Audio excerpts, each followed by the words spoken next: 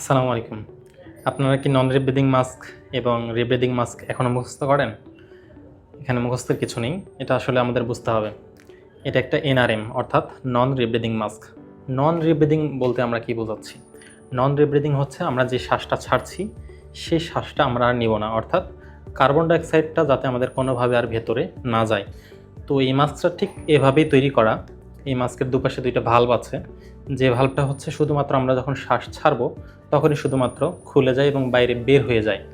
তো বাইরে থেকে কোনো বাতাস বা কার্বন ডাইঅক্সাইডটা আর পুনরায় আমাদের শরীরের ভেতরে ঢোকে না। এজন্য আমরা এটাকে নন রিব্রিদিং মাস্ক বলছি।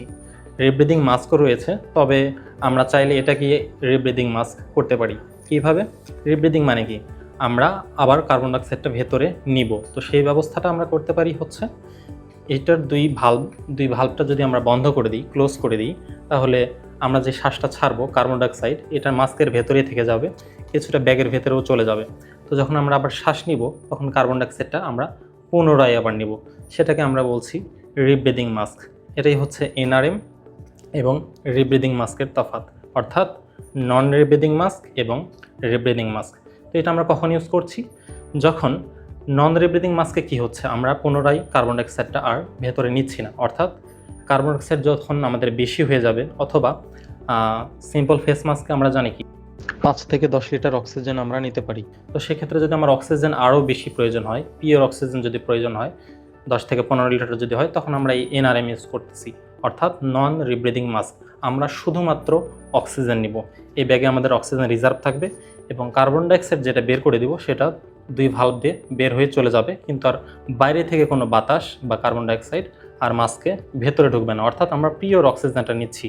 আর রিব্রিদিং মাস্কটা কি হচ্ছে, যখন দেখা যাবে যে আমাদের শরীরে কার্বন ডাইঅক্সাইড কমে গেছে। অনেক সময় দেখা যায় কি, আমরা এবিজি করার পরে দেখা যায় যে কার্বন ডাইঅক্সাইড আমাদের শরীরে কমে গেছে। তখন আমাদের কি প্রয়োজন?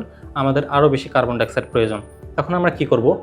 এই দুই পাশের দুই ভালভটা বন্ধ করে দিব। অর্থাৎ আমি শ্বাস ছাড়বো, সেই শ্বাসে আমার কার্বন ডাইঅক্সাইড রয়েছে, সেই শ্বাসটা আমি আবার নিব।